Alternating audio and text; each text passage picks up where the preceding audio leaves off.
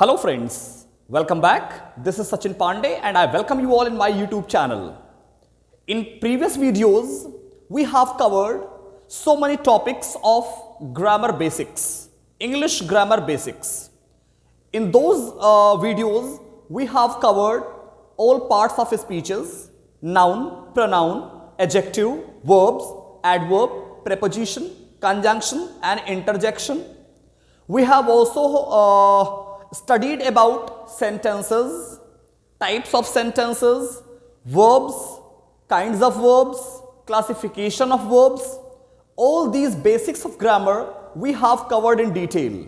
And I hope you have watched those videos and try to share those videos to the maximum. One more thing, if you have not subscribed my YouTube channel, if you feel that my videos are helpful to you all, please subscribe my YouTube channel. नीचे एक red colour से subscribe लिख करके आ रहा होगा। Video के नीचे red colour box में एक सब्सक्राइब बटन होगा। Please press the bell icon so that you can get the latest notifications. So without wasting much of time, let's begin today's video session. Today's educational video session. Today I have brought another new topic based on sentence analysis. How to analyze a sentence on the basis of parts of a speech. In previous video, we have covered universal construction. I told you all that every sentence follows a universal construction, such as it has a subject. What is a subject? Somebody who does the work. I hope if you have watched the previous video, you remember it very well. Subject, verb, auxiliary. Auxiliaries are also called helping verbs. Then main verb. Main verbs on the basis of forms. Main verbs have forms. And then object. इनके अलावा भी बहुत सारे parts होते हैं, but हम लोगों ने सिर्फ मेन पार्ट्स को डिस्कस किए. इनके अलावा भी आर्टिकल हो सकता है, प्रेपोजिशंस हो सकते हैं, कंजंक्शंस हो सकते हैं. हमने सिर्फ मेन पार्ट डिस्कस किए हैं. सो आज के वीडियो में हम ये एक्सरसाइज का वीडियो है. I have brought a few sentences. We will discuss in detail each and every sentence on the basis of parts of speech. So let's begin. On the blackboard, 10 sentences are written. We have to discuss one by one and find out what is its universal construction. We will analyze its parts of speech. The very first sentence is, Dhoni has decided the team. I hope the blackboard is visible to each and every one of you. You can note down these sentences later on. When the video gets over, you can have a snapshot and prepare your own notes. Dhoni has decided the team. If we analyze this sentence, look at the first parts of it, that is Dhoni. Dhoni is subject or noun, you can say. Here, Dhoni is subject. Has is verb auxiliary. I have written verb auxiliary or helping verb. HV. Decide. बेटा decided नहीं बोलते, हम हमेशा verb की first form ही बोलते हैं. कुछ भी लिखा हो हम पढ़ेंगे उसकी first form he. Decide. Here decide is main verb. MV. Main verb. It is an article. Team. So here the team, it becomes object. It is an object over here. So the first sentence has subject, verb auxiliary, main verb, article or object. I hope this is clear to every one of you. Okay, let's move to the second sentence. Rakesh will help the boys. Rakesh. What is Rakesh over here? Rakesh is subject.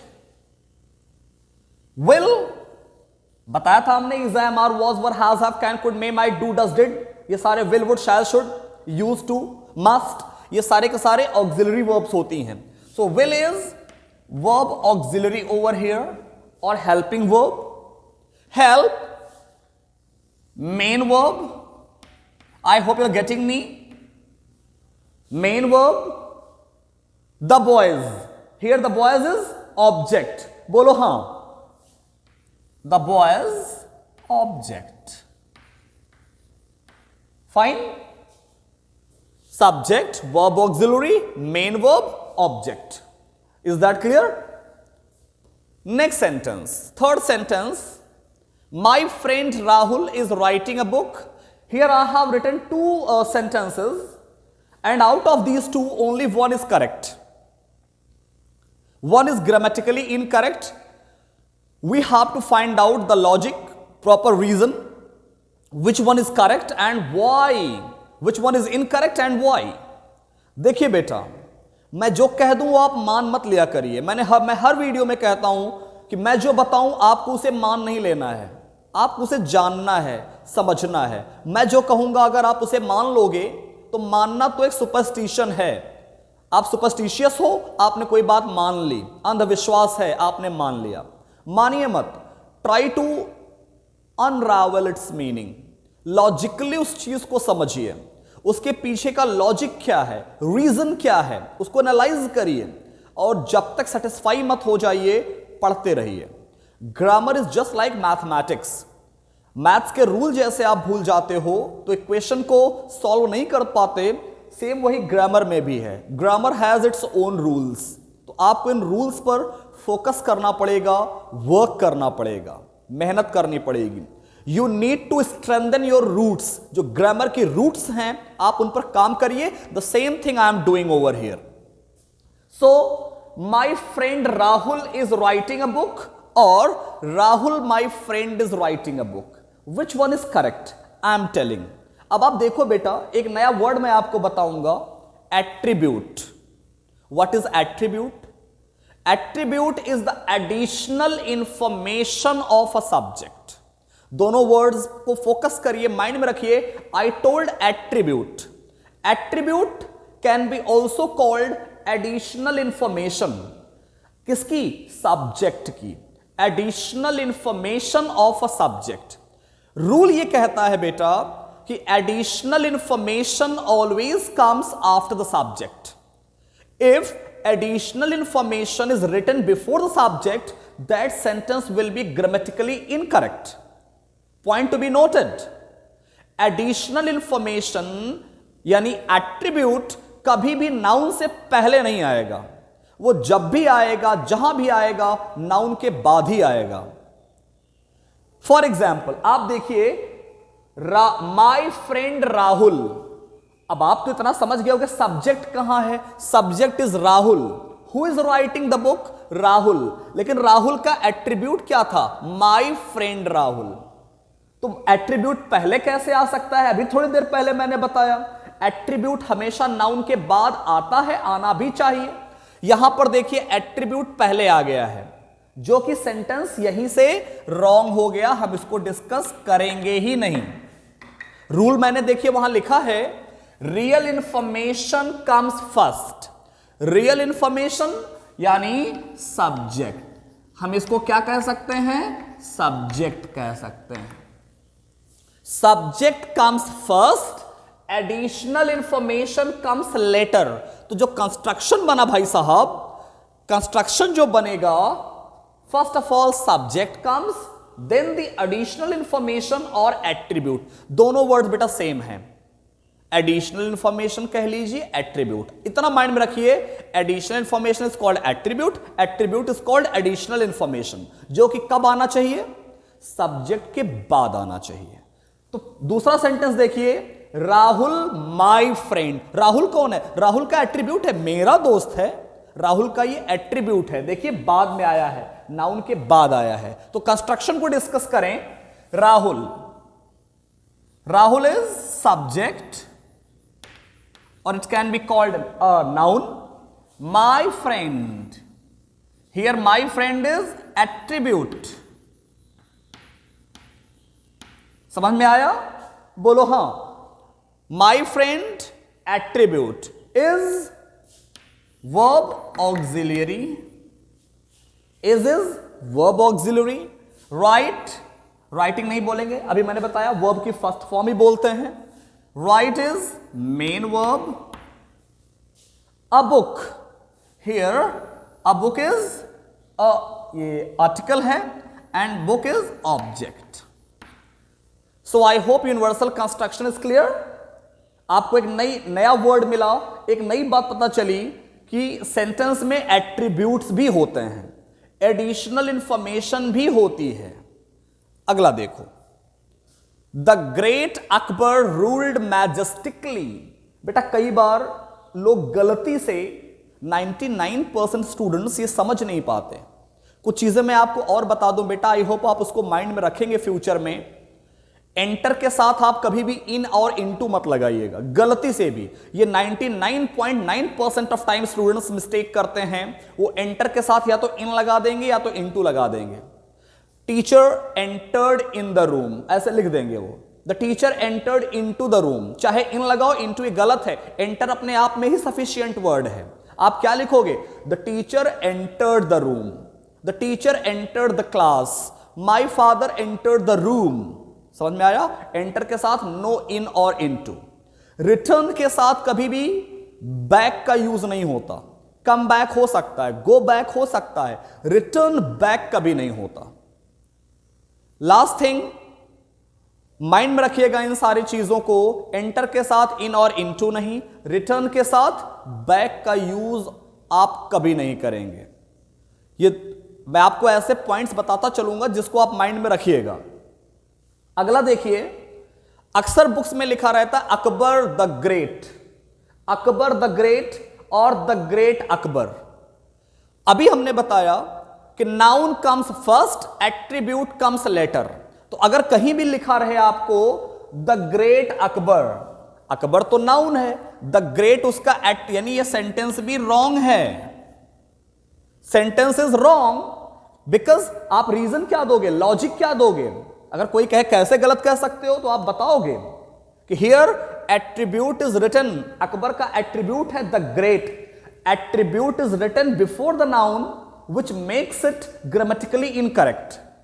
Attribute आना कब चाहिए था? Noun के बाद. तो इस sentence बनना क्या चाहिए? Here I am writing it again, Akbar the great, I hope you getting me, ruled मैजेस्टिकली.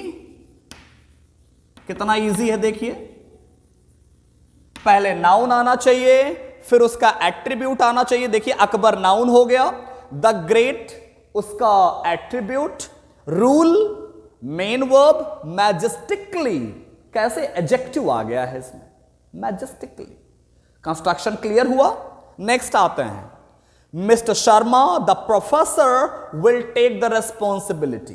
जरा सेंटेंस को देखिए सही है या गलत. मिस्टर शर्मा नाउन है, mister Sharma is subject over here, the professor ये उनका एट्रीब्यूट हुआ, मिस्टर शर्मा का attribute, well verb auxiliary, helping verb, take, main verb, the article, responsibility, object. I hope you got it. अगर यहीं पर बेटे लिखा होता द प्रोफेसर मिस्टर शर्मा तो क्या होता? यह गलत हो जाता, सेंटेंस ग्रामेटिकली इनकरेक्ट हो जाता, गलत हो जाता, क्योंकि एट्रीब्यूट पहले आ ही नहीं सकता. रूल्स पर फोकस करिएगा. मैंने बताया rule says first of all subject comes, then the attribute और एडिशनल इंफॉर्मेशन, जो कि ये फॉलो कर रहा है, इसलिए सही है. जरा नेक्स्ट एग्जाम्पल को, नेक्स्ट सेंटेंस को एनालाइज करें. The questions of this exercise confused us. अब बताइए जरा, the questions of this exercise. अब इसमें सब्जेक्ट कहां है, कैसे एनालाइज करें? चलिए आपको एक नया और वर्ड बताता हूं.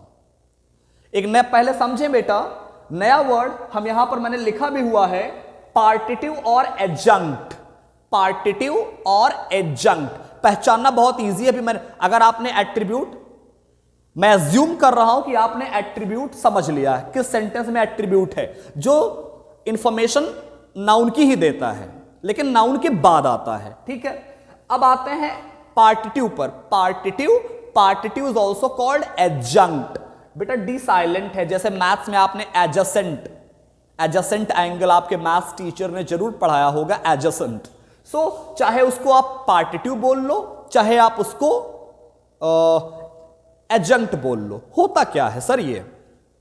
तो सर एडजंक्ट जो आपका सब्जेक्ट होता है, बहुत सिंपली समझा रहा हूं आपको, जो आपका पार्टिटिव होता है, जो आपका एडजंक्ट होता है, सब्जेक्ट उसमें से ही निकलता है। आपका सब्जेक्ट, आपके सब्जेक्ट की जो ओरिजिन है, आपके नाउन की जो ओरिजिन है, वो एडजंक्ट में से ही होती है। कैसे? मैं प्रूव कर रहा हूं, देखिए। मैंने कहा the questions of this exercise, यहां पर सब्जेक्ट आपके ये क्वेश्चंस हो गए। चलिए, ये आर्टिकल हो गया और क्वेश्चन, ये सब्जेक्ट आपका हो गया। Of it is preposition. अब आप जरा बताइए साहब, ये क्वेश्चंस निकले कहां से हैं? ये क्वेश्चन आया कहां से? दिस एक्सरसाइज, एक्सरसाइज में से निकला ना। तो अभी मैंने थोड़ी देर पहले बताया कि आपका जो सब्जेक्ट होता है वो निकलता कहां से है? सब्जेक्ट की ओरिजिन पार्टिटिव में से ही होती है। क्वेश्चंस की ओरिजिन है दिस एक्सरसाइज से, यानी दिस एक्सरसाइज इज कॉल्ड पार्टिटिव और एडजंक्ट। अभी भी नहीं समझ में आया तो रुकिए समझाता हूं। इसकी पहचान का एक और मेथड भी है, इसमें प्रेपोजिशन लगा होता है। देखिए, पहले सब्जेक्ट आता है, first of all subject comes, then preposition, then partitive. Subject के बाद अगर प्रेपोजिशन लगा हो तो आप समझ जाइए कि उसके बाद आगे पार्टिटिव ही होगा या एडजंक्ट ही होगा। ऊपर वाले केस में ऐसा नहीं था, इसमें प्रेपोजिशन जरूर लगा होगा। देखिए, पहले सब्जेक्ट आया है सर, फिर प्रेपोजिशन आया है, फिर इसका पार्टिटिव। क्यों पार्टिटिव है? पार्टिटिव इसीलिए है कि सब्जेक्ट इसी में से निकला है। ये क्वेश्चंस कहां से निकले हैं? पार्टिटिव में से निकले हैं। जैसे एक एग्जांपल मैं आपको और दूं, अच्छा आगे डिस्कस कर लें। Confuse, confuse is main verb, us is object, us is object. Is that clear? अभी मैं कहूं the quality of these mangoes is very bad. The quality of these mangoes, quality, quality निकली कहां से है? The quality of these mangoes, वो mangoes में से निकली है ना। सो यहां देखिए, सब्जेक्ट है, प्रेपोजिशन है, पार्टिटिव है। पार्टिटिव से ही सब्जेक्ट निकल करके आता है। हम किसकी क्वालिटी की बात कर रहे थे? मैंगोज की ना। अगला देखिए, एक और देखते हैं। The principal of our school, the principal noun हो गया और सब्जेक्ट हो गया, of preposition, of is preposition. ये बेटा प्रिंसिपल निकले कहां से? प्रिंसिपल किसके पार्ट हैं? स्कूल के ही ना। क्वेश्चंस किसके पार्ट थे? एक्सरसाइज के। ये पार्टिटिव इसीलिए तो है क्योंकि आपका नाउन, आपका सब्जेक्ट पार्टिटिव में से ही निकलता है, एडजंक्ट में से ही निकलता है। सो प्रिंसिपल कहां से निकले हैं? प्रिंसिपल किसके पार्ट हैं? Are school, school. सो यहां पर our school is partitive. I hope you getting me clearly. बोलो हां, आर स्कूल इज पार्टिटिव क्योंकि प्रिंसिपल निकला ही इसी में से है। Has is verb auxiliary, organise main verb, a camp object. Fine. I hope this much is clear. Let's discuss two more sentences. Sanjeev is a nice doctor. कई बार ऐसा होता है, हमने पिछले वीडियो में आपको बहुत डिटेल में समझाया कि we can change only those sentences into passive voice which have a transitive verb. Transitive verb क्या है बेटा?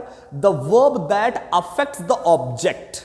जो verb ऑब्जेक्ट को अफेक्ट करती है। पिछला वीडियो अगर आपने वर्ब्स का नहीं देखा जरूर से देख लीजिए, क्रिस्टल क्लियर हो जाएगा। कई बार हमको ऐसे सेंटेंसेस दे दिए जाते हैं, टीचर ने ये रूल तो बता दिया होता है कि अगर सेंटेंस में ऑब्जेक्ट होगा तभी पैसिव वॉइस बनेगा, क्योंकि पहला ही रूल होता है object becomes the subject. Teacher ने रूल बता दिया और हम परेशान हो जाते हैं, हमें लगता ही नहीं, वो पैसिव वॉइस उस सेंटेंस का बन ही नहीं पाता, हम बड़े परेशान होते हैं। हमें लगता है कि ऑब्जेक्ट इज देयर, लगता है बट होता नहीं है। तो वो होता क्या है? उसका पैसिव वॉइस भी नहीं बनता, वो ऑब्जेक्ट भी नहीं होता, तो क्या होता है वो? देखिए जरा इस सेंटेंस को, अगर मैं कहूं पैसिव वॉइस में बनाइए तो सिर पटक ले, माथा फोड़ ले, ये बनेगा नहीं। Sanjeev is a nice doctor. Sanjeev subject है, बोलो हां है, ठीक है, आपकी बात मान लिया। Sanjeev subject is verb auxiliary. अब देखिए यहां पे गड़बड़ हो गया। नाइस चलिए एडजेक्टिव हो गया, डॉक्टर क्या है? ऑब्जेक्ट है। अगर कहते हो हां तो जरा पैसिव वॉइस बनाइए, नहीं बनेगा, हमसे ना हो पाएगा। थोड़ी देर बाद आप कहोगे हमसे ना हो पाएगा, तो क्यों नहीं हो पाएगा? रीजन क्या है, लॉजिक क्या है? देखिए एक चीज मैंने और लिखा है, subject complement. Subject complement, trick से समझिए, जो सब्जेक्ट को ही कॉम्प्लीमेंट दे, सब्जेक्ट का कॉम्प्लीमेंट मतलब सीधे से समझिए, ऑब्जेक्ट की जगह लिखा गया, होता नहीं ऑब्जेक्ट, ऑब्जेक्ट का प्लेस लेता है वो, ऑब्जेक्ट की जगह लिखा गया। जैसे आपने पढ़ा होगा, जो नाउन की जगह ले वो क्या बन जाता है?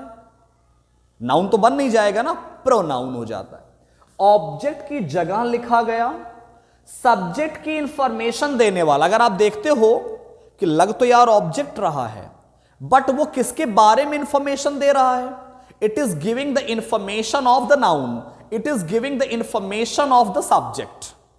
तो ध्यान रखिएगा, ऑब्जेक्ट की जगह लिखा हुआ, सब्जेक्ट की इंफॉर्मेशन देने वाला, सब्जेक्ट कॉम्प्लीमेंट होता है, क्योंकि वो कॉम्प्लीमेंट दे रहा है किसको? सब्जेक्ट को। देखिए जरा, Sanjeev is a nice doctor, तो यहां जो नाइस डॉक्टर है कॉम्प्लीमेंट है, किसकी इंफॉर्मेशन दे रहा है? देखिए, who is a nice doctor?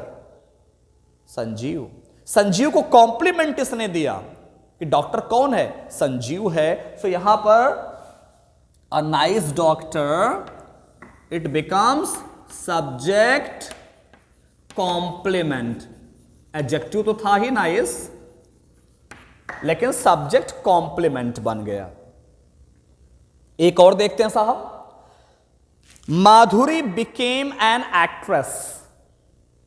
Passive voice बनेगा?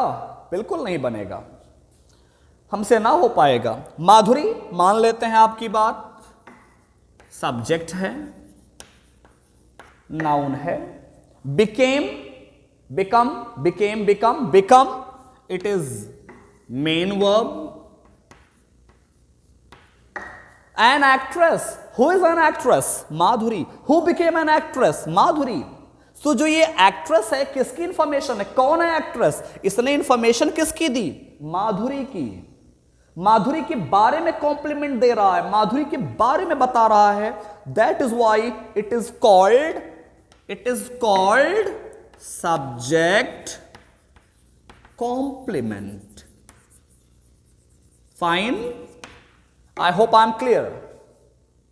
जो सब्जेक्ट के बारे में इंफॉर्मेशन दे, it is called subject complement, and we can not change those sentences into passive voice. One more thing बेटा, अभी हमने बताया आपको आज के वीडियो में, we had a proper analysis of sentences, their universal construction such as subject, verb, auxiliary, main verb, object. कुछ हमने आज 2-3 नए वर्ड सीखे, additional information और attribute. मैंने बताया attribute is also called additional information, but the rule says it will always come after the subject. Subject से पहले कभी नहीं आ सकता। The great warrior Maharana Pratap अगर लिखा है, the great warrior Maharana Pratap, गलत हो गया। ये the great warrior उनका एट्रीब्यूट था, पहले महाराणा प्रताप साहब आने चाहिए ना। Maharana Pratap, the great warrior, ऐसे एट्रीब्यूट लास्ट में आना चाहिए। एक और चीज बेटा, attribute can be expanded. Note देखिए, यहां मैं लिख दे रहा हूं, नोट में मैं लिख दे रहा हूं, attribute can be expanded. Attribute can be expanded as much as you want. अभी मैंने कहा माधुरी दीक्षित, अगर मैं कहूं the finest actress Madhuri Dixit joined Bollywood, sentence गलत हो गया क्योंकि एट्रीब्यूट पहले आ गया। माधुरी दीक्षित पहले आना चाहिए था। Madhuri Dixit the finest actress joined the Bollywood. अगर मैं अभी कहूं Taapsee Pannu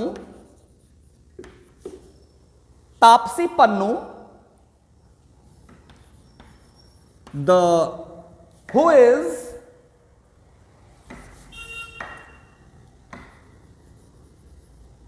is a beautiful and finest actress joined Bollywood। देखिए बेटा, हमने कहा attribute can be expanded. Taapsee Pannu subject था, हमने इसका एट्रीब्यूट देखिए हु इज अ ब्यूटिफुल, आप एक्सपेंड करते जाओ ना। Taapsee Pannu who is a wonderful, beautiful, gorgeous and finest actress joined Bollywood. तो आप एट्रीब्यूट को जितना चाहो एक्सपेंड कर सकते हो। एट्रीब्यूट यानी एडिशनल इंफॉर्मेशन। फिर हमने आपको बताया पार्टिटिव और एडजंक्ट के बारे में। हमारा जो सब्जेक्ट होता है कई बार पार्टिटिव में से निकल के आता है। हमने बहुत सारे एग्जांपल्स भी दिए। प्रेपोजिशन, इसका पहचान क्या है? First of all subject comes, then preposition, then partitive. Then I told you about subject complement. Subject complement takes the place of an object, but it is not an object. It gives, subject complement is written, is used in place of an object, and it gives the information of a subject. So I hope today's exercise based on sentence analysis, parts of speeches is crystal clear to each and every one of you. Very soon I will be back with another new chapter of English grammar. Till then, goodbye, take care, thank you so much.